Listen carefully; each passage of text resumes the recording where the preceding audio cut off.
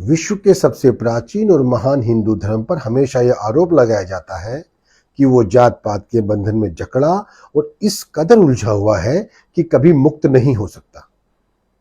पहली नजर में देखने पर यह बात सही भी लगती है, क्योंकि ब्राह्मण, क्षत्रिय, वैश्य और शूद्र की 4 जातियों के अलावा भी हिंदू धर्म में अनेकों उपजातियां हैं। पर इसका सच है क्या? क्या सच में हिंदू धर्म अथवा महान सनातन धर्म में जातियों का इतना अधिक भेदभाव, इतनी अधिक छुआछूत थी? मेरा नाम है तरुण राठी। सभी मित्रों को सादर प्रणाम।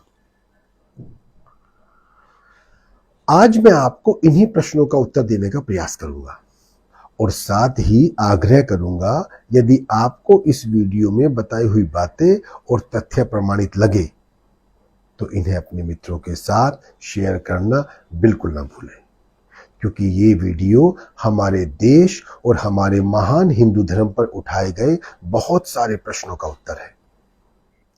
मित्रों, महान सनातन धर्म में यदि भेदभाव, जात पात और ऊंच नीच होती तो क्या महर्षि वाल्मीकि को भगवान का आदरणीय स्थान दिया जाता? क्या माता सीता उनके आश्रम में आश्रय पाती?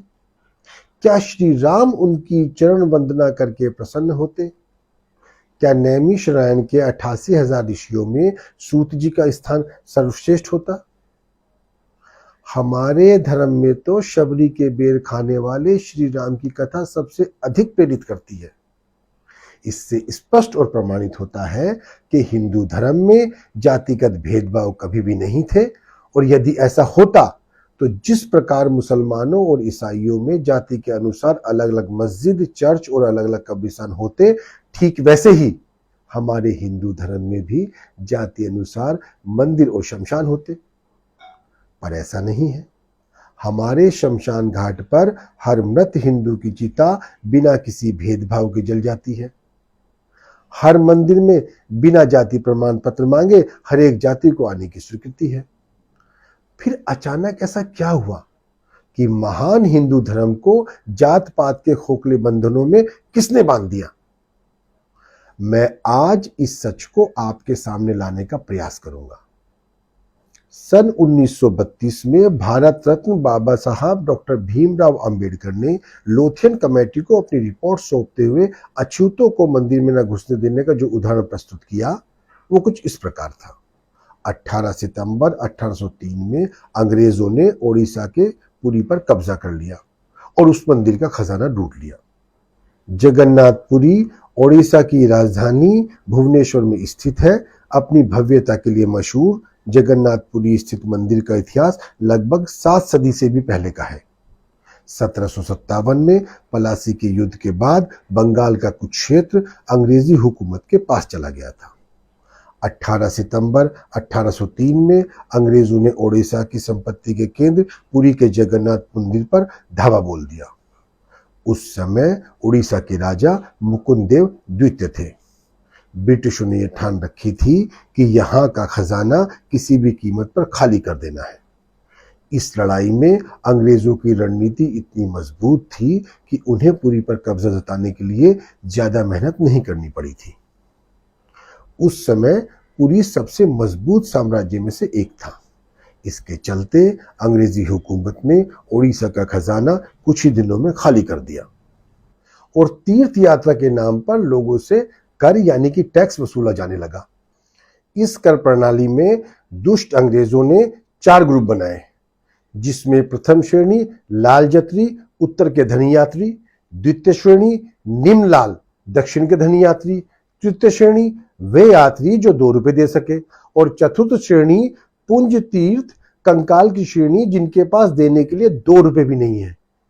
चतुर्थ श्रेणी के नाम कुछ इस प्रकार है: लोली या कुसबी, कुलाल या सोनारी, मछुआ, नाम सुंदर या चंडाल, घोसकी, गजूर, बागड़ी, जोगी, कहार, राजवंशी, पिरैली, हरिजन, डोम, पौन, टोर, बनमाली, हड्डी इत्यादि। कंपनी सरकार ने प्रथम श्रेणी के लिए 10 रुपए, द्वितीय श्रेणी के लिए 6 रुपए, तृतीय श्रेणी के लिए 2 रुपए और चतुर्थ श्रेणी के लिए कुछ भी नहीं लेना निर्धारित किया। इसलिए उन्हें कंकाल कहकर हर जगह रोका जाता और मंदिर में प्रवेश नहीं दिया जाता। हिंदू धर्म को तोड़ने और समाज को बांटने के लिए अंग्रेजों ने बहुत ही चालाकी से कंगालों को अछूत बना डाला। डॉक्टर बाबा साहब अंबेडकर के अनुसार भगवान जगन्नाथ पर कंपनी ने जो तीर्थ कर लगाया था, उससे कंपनी को बेहद मुनाफा हुआ। ये सिलसिला 1809 से 1840 तक लगातार चला और उसके बाद अंग्रेजों ने इसे भारतीय एकता एवं यूं कहूं कि हिंदू एकता को तोड़ने का अस्त्र बना लिया, जिससे हिंदू धर्म जात पात में बंट गया। परंतु ये दोष महान हिंदू धर्म का नहीं है, दोष है डिवाइड एंड रूल की पॉलिसी पर चलने वाले अंग्रेजों का और आजादी के बाद जो सरकारें हमारे देश में बनी उनका, क्योंकि उन्होंने लंबे समय तक इस दिशा में कोई सकारात्मक प्रयास नहीं किया। पर अब प्रयास शुरू कर दिए गए हैं। अब हिंदू होना ही पर्याप्त माना जाएगा। केंद्र सरकार माननीय प्रधानमंत्री श्री नरेंद्र मोदी जी के दिशा निर्देश पर इस विषय पर एक रोड मैप तैयार कर रही है। तो अब कभी आपके सामने हिंदू धर्म पर जात पात का आरोप लगाया जाए तो दृढ़ता से कहिए, हिंदू धर्म का दोष नहीं, दुष्ट अंग्रेजों का षड्यंत्र है। गर्व से कहो, हम हिंदू हैं। जय श्री राम।